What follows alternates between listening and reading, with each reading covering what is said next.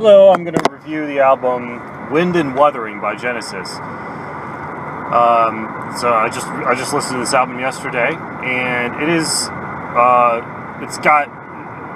one of the craziest albums by Genesis, I think. It's one of the most uneven albums, I suppose.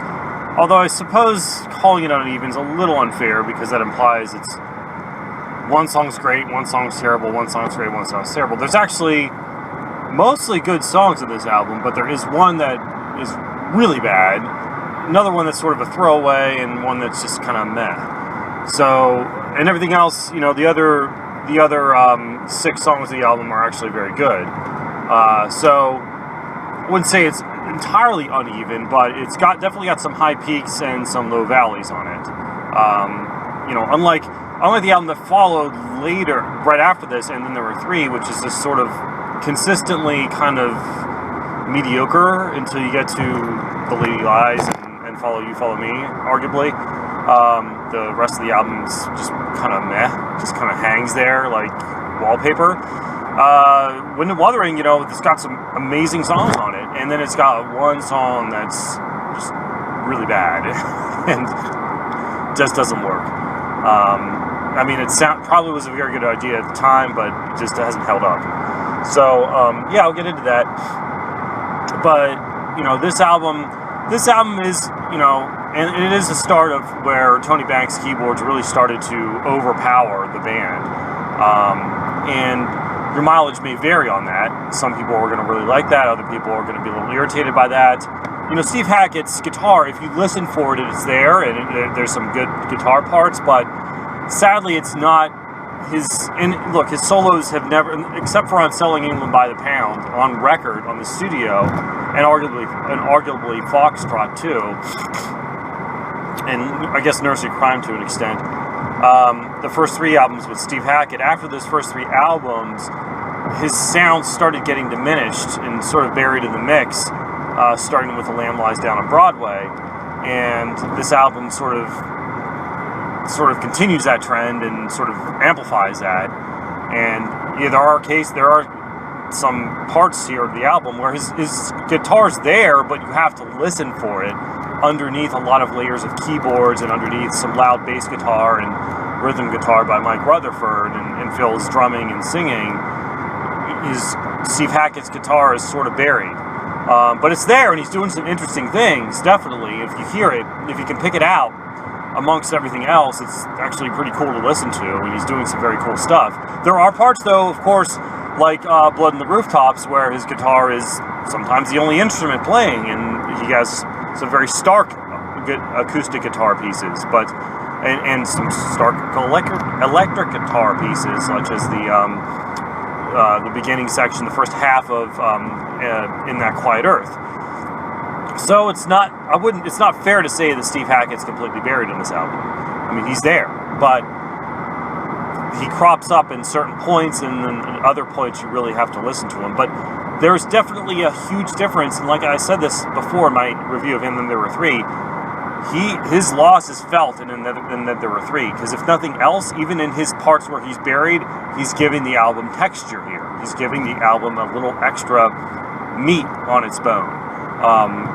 So he really is a huge asset to the band, an underrated asset to the band on this album, on Wind and Wuthering. People have said this is Tony Banks' dominated album, and I suppose there's an element of truth to that.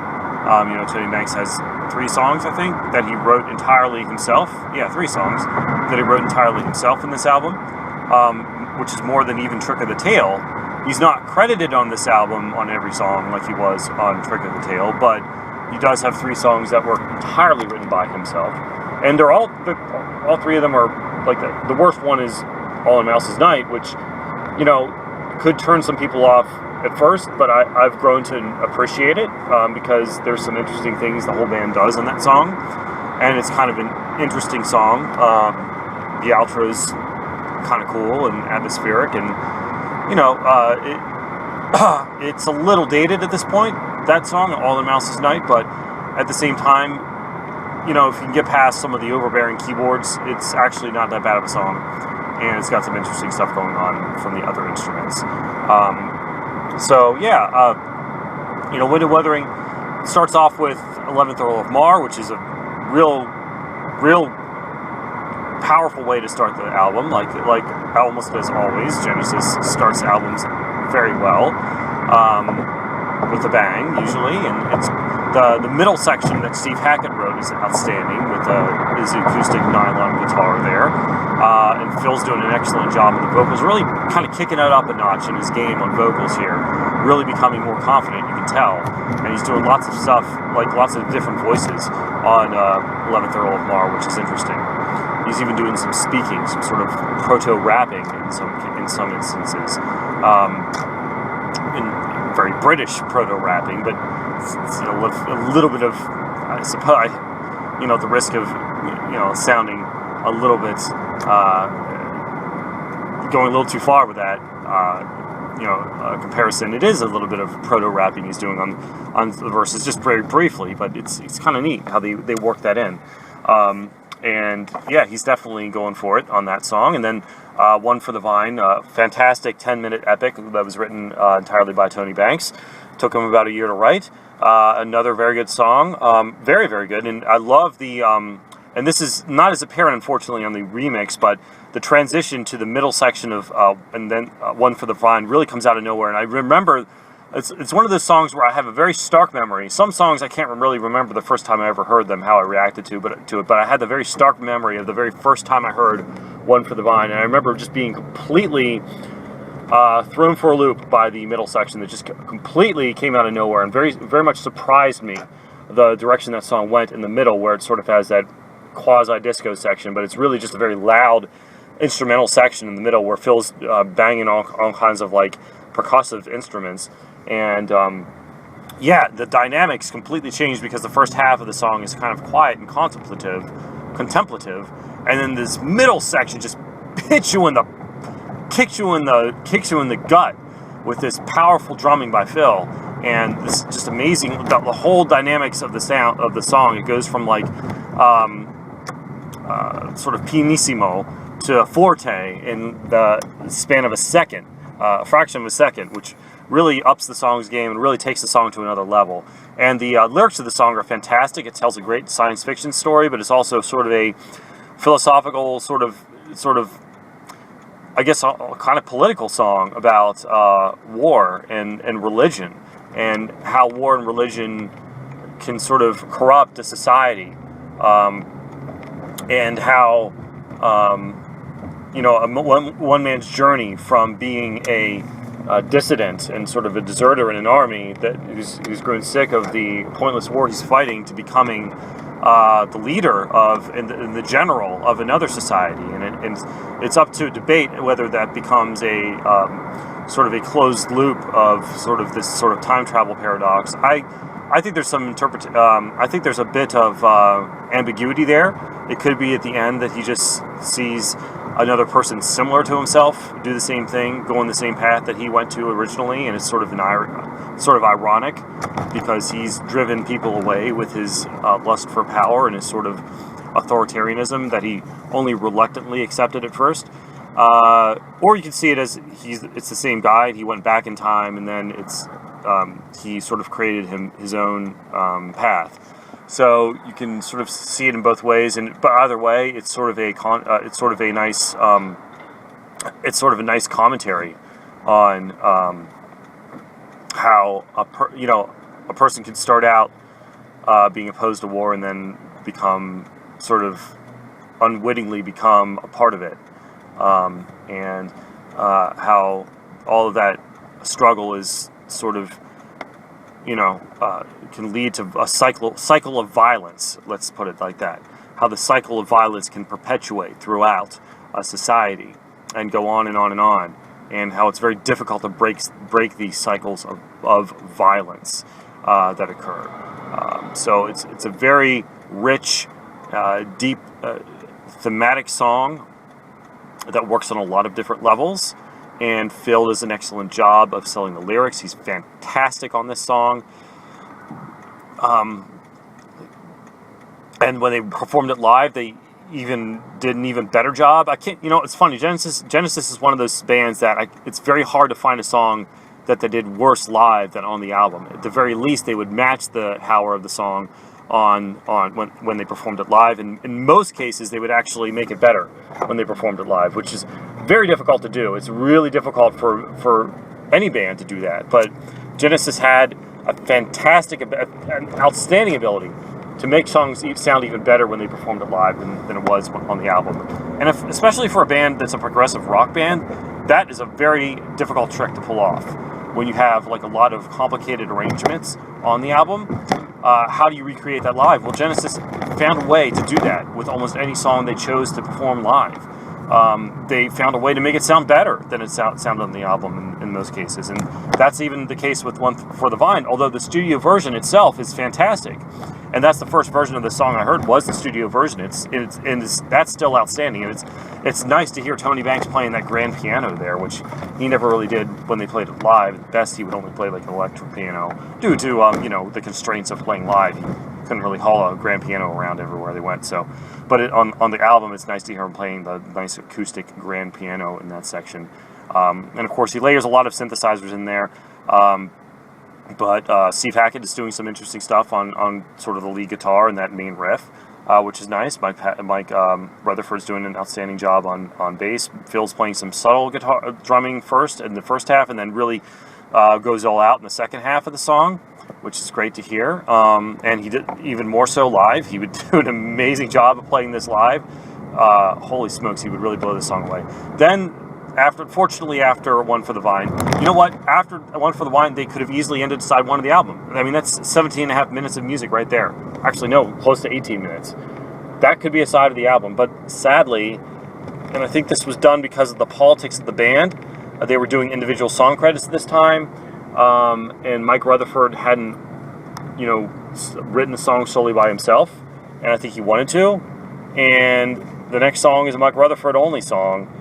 And Mike Rutherford is one of those guys who's like, he's a maddening figure, probably the most maddening of all of the Genesis band members in terms of his writing, because some of the stuff he's written has been actually absolutely brilliant. I'm pretty sure he wrote, for instance, the main riff to Dance on Volcanoes. I think he did it with Tony, but I think that mostly came from him. Back in New York City came mostly from him. Squonk, I'm pretty sure most of Squonk came from Mike Rutherford. That's all awesome stuff. And even on this album itself, 11th Earl of Mar, even though he's credited along with Tony and Steve did the middle section, but the rest of the song, I got to think most of that was written by Mike Rutherford.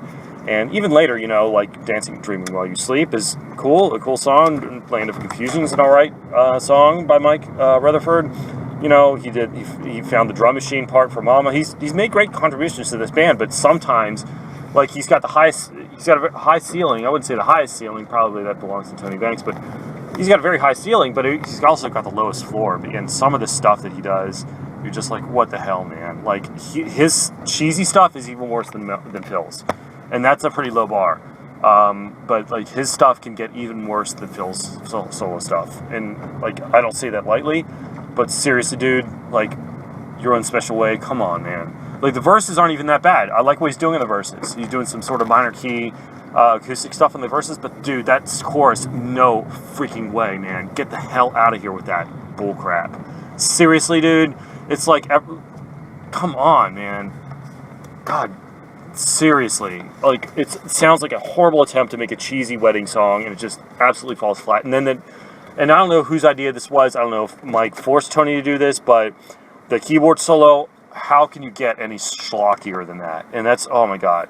I don't know if it was Tony's idea to do that. Whoever's idea to do that keyboard solo was, no, just no, please, for the love of God. And for it to go on for 6.5 freaking minutes, I could understand if it's a 3-minute throwaway song. And Mike did plenty of those. Mike did a fine job, like, throwing it all away. Fine song.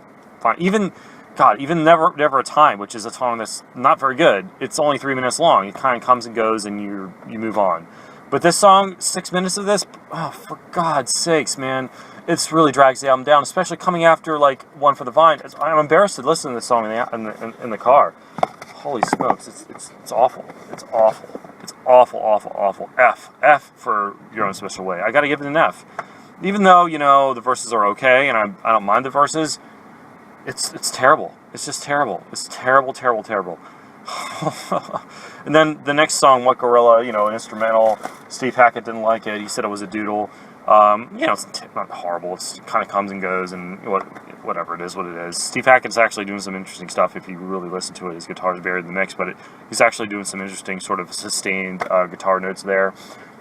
Phil kind of was jazzed about it. He thought it was sort of a Weather Report kind of song. It's not even close to the level of Weather Report, in my opinion. Yeah, right. That's not even close to what Weather Report did, but, Okay, so the second side of Wind and Wuthering, you have All in a Mouse's Night, which I discussed earlier. Again, it's not it's a song that you have to listen to a few times before you can really get into it. But there's some nice, if you listen hard, it's nice, good stuff going on from Steve Hackett and Mike Rutherford on bass and Steve on guitar.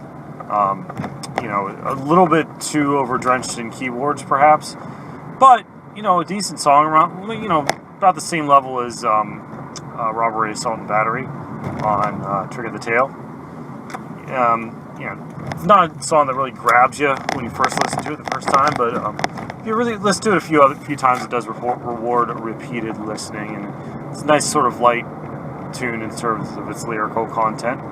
Kind of silly, but kind of fun, nothing wrong with a little fun. And then, of course, Blood on the Rooftops, which is an excellent song, mostly written by Steve Hackett, with Phil, I think, helping out on the chorus. I think he wrote the music to the chorus, the melody in the chorus. Steve was nice enough to let him share that writing credit with him, but mostly Steve Hackett's song. Outstanding. What more is there to say about Blood on the Rooftops that hasn't already been said? Outstanding classical guitar intro by Steve. Just Steve's guitar for about a minute, and then Phil coming in on vocals. Just Steve and Phil for a little while. Great song.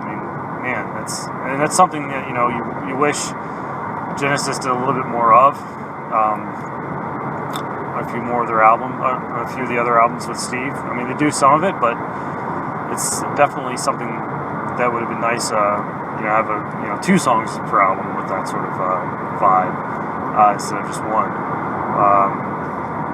So that's a great tune, and then of course the closing suite, Unquiet Slumber for the Sleepers in That Quiet Earth, leading into Afterglow. Very, very well done, and of course, as we all know, Afterglow has been a staple of Genesis live shows for several decades. It's an outstanding song, written very quickly by Tony Banks, but sometimes the simple and quick things to write are the best. Unquiet Slumber for the Sleepers in That Quiet Earth, very nice instrumental. Starts out soft and then builds, and then of course you get the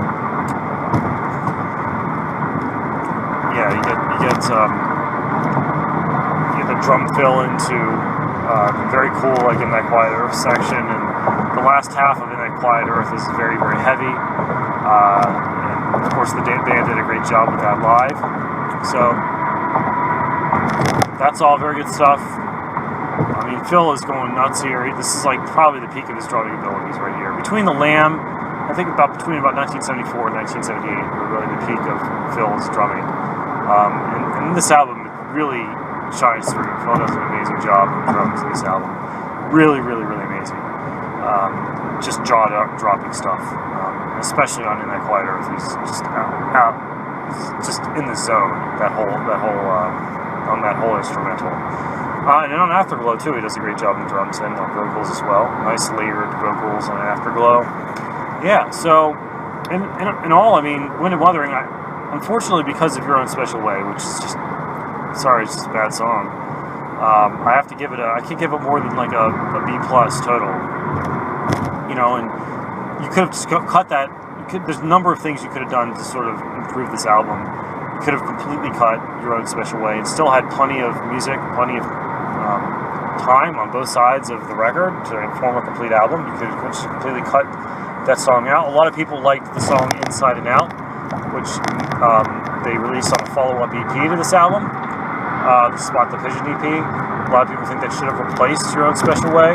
And if you really had to have Your Own Special Way on the album, just to appease Mike Rutherford, so he could get his own solo songwriting credit, at least like switch positions with Blood in the Rooftops. I think if Blood in the Rooftops if that had come right after One for the Vine, that would have been a much better choice in terms of sequencing the album. And then you wait until the second side to hit Your Own Special Way. It really disrupts the flow of the album. You have these two great songs at the beginning, and then to follow up One for the Vine, which is a classic Genesis epic with schlock like Your Own Special Way. It just doesn't fit, man. You would have made that first side just incredible if you'd have put Blood in the Rooftops there and then swapped it out and then put Your Own Special Way on the second song as the second song of the second side. So I think that would have been a better idea if you must keep Your Own Special Way on the album.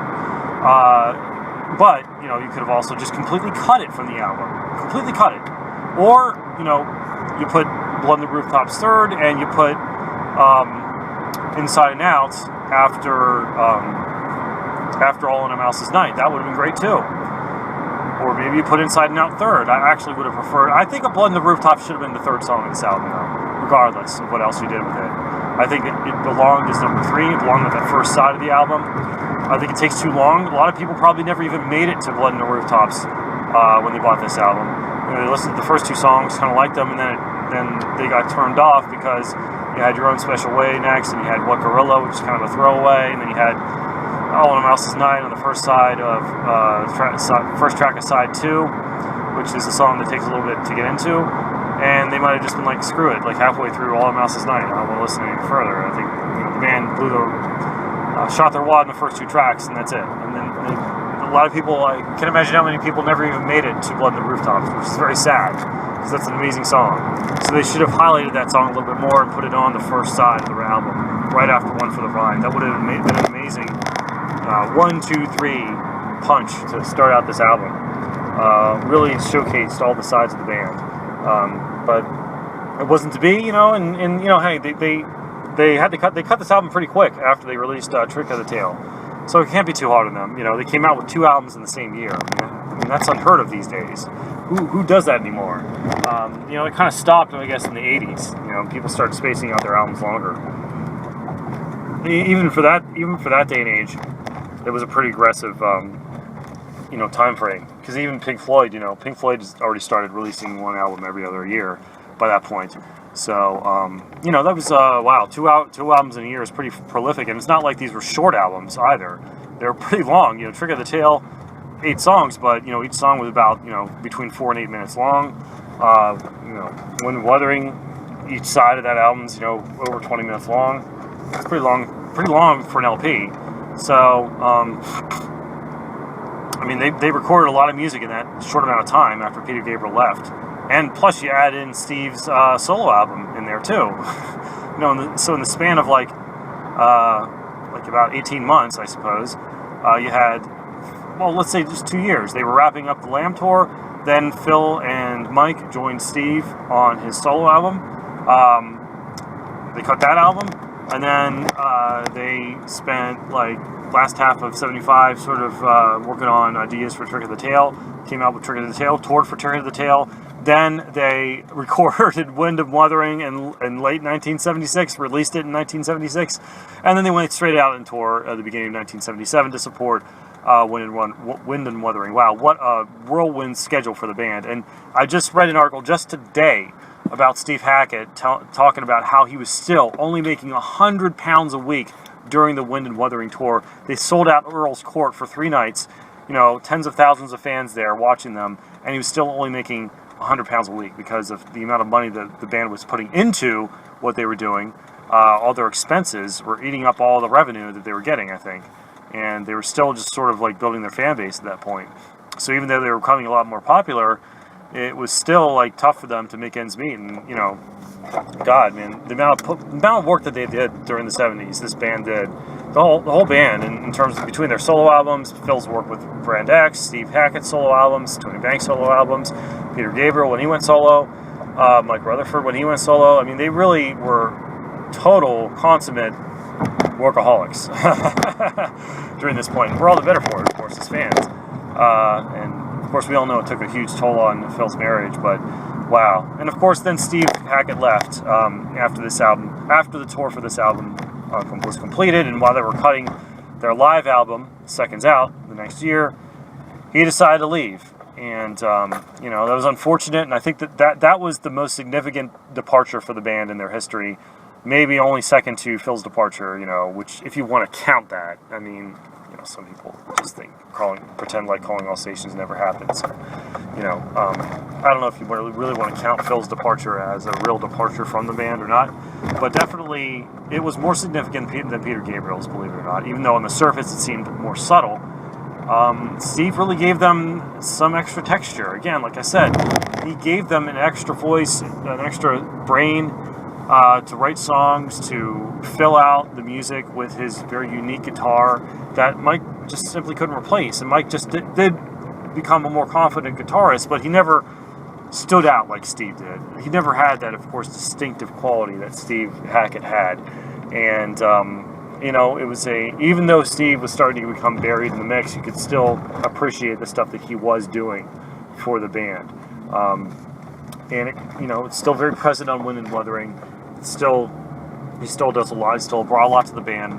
And a lot of people have considered him sort of an ancillary member, but he really did become a pretty, for that span of time, he was, the 7 years he was in the band between early 1971 till mid 1977. We'll call that 7 years. He made enormous contributions to the band and did a lot for them. And, obviously Phil did probably more, and Tony and Mike did quite a lot in terms of songwriting and arranging, but Steve did make an impact, absolutely did. And, was a huge presence. And the loss of Steve really just whittled it down to that core trio of Phil, Mike, and Tony, who, to be fair, were writing a lot of their songs, and, were sort of jamming a lot. And that would form the core of a lot of the Genesis songs, was Phil, Mike, and Tony just jamming on riffs, even before Steve left, even before Peter left. I'd say a majority of the music actually came about from Phil, Mike, and Tony, either, just jamming among the three of them to hash out ideas, and then adding Pete and Steve later, or to, with Tony just sitting down, or Mike just sitting down and writing a song on their own. That was probably a slight majority of how the music was composed, but Steve's contributions were important. It was like the Beatles losing George Harrison. It's just not the same. And in fact, Steve probably contributed a little more than George Harrison contributed to the Beatles. So, yeah, a pretty big loss for Genesis with Steve leaving, and it's something they really struggled to find their footing after he left. Of course, on the next album, which I've already talked about. And they recovered and they found a new sound, but they certainly lost something with the departure of Steve. I really haven't gotten as into Steve's solo career as I should. I don't have any of his solo albums. I probably owe it to myself to get some of them because, he's been the most prolific solo member of the band. He's probably put out more albums than Peter Gabriel, and definitely put out more than Peter Gabriel and Phil Collins combined. Just Steve alone, because he puts one out just about every other year at this point. I mean, even in his late 60s, he's still cranking out albums. Like, he's cranked out like 3 or 4 this decade in the 2010s, which is freaking awesome. That's amazing. I've got to give him so much props. And, he did a Genesis Revisited album, but then he's cranking out tons of solo material alongside of it. So, God, kudos to Steve Hackett for really being an absolute soldier over the decades, and really just coming up with new ideas constantly in his solo work, and really never letting up. And, look, let's face it, Phil Collins hit a wall. As a solo artist, it didn't take long for him to hit a wall and just start, running out of ideas. And, since the breakup of Genesis, he made, 2 solo? No, 3 when you count both sides. Three solo albums since the breakup of Genesis. That's wow. And Steve has made, since he left the band, even since Phil left the band, he's made like quadruple that amount, at least. So, I mean, what a trooper he's been. Steve Hackett has been, and what a tribute to his work ethic and dedication to his craft, without a doubt. And that's not to take anything away from Phil. We all go through different phases in our lives, and of course, Phil made incalculable contributions to Genesis and did a lot for the band. And surely he was a fantastic musician for much of his life. But you have different people who, some people burn bright and fade out quickly. Other people just are in a slow burn for their whole career, and that's sort of what Steve Hackett's been. He's never had that breakout hit. He's never certainly had a song that can grab you as much as like In the Air Tonight or any of Peter Gabriel's acclaimed solo work. What he has done has been very steady throughout the years and done a lot of interesting stuff in his solo career. Some of it worked better than others, of course. So good for him. And yeah, it went in Wuthering overall, despite the just failure of Your Own Special Way. And I don't want to be too hard on the band for that. Of course, they were under a lot of time pressure. They wanted to score a hit. They wanted to get something played on the radio. Obviously, I understand how Your Own Special Way could be construed as something that could potentially go on the radio, but it just fell flat, and it does drag the album down. But of course, the rest of the heights that the album reaches are well worth the purchase and well worth investing time in. You know, I can't rate it as high as I would rate Trick of the Tail or really any of the albums that came after Nursery Crime up to Wind and Wuthering. Probably a little bit better than Nursery Crime, perhaps overall. But yeah, and certainly better than and then there were three. But there's certainly some of the three-man albums that are a little better, I'd say, than Wind and Wuthering. I think maybe Duke is a little bit better than that. Even Invisible Touch, which I've reviewed, but then I took the review down because I was being kind of a cranky asshole in the review. But Invisible Touch is actually a well-crafted album, in my opinion. Not individually in the terms of the songs, but in terms of how the album's put together. Certainly much better than Wind and Wuthering, actually.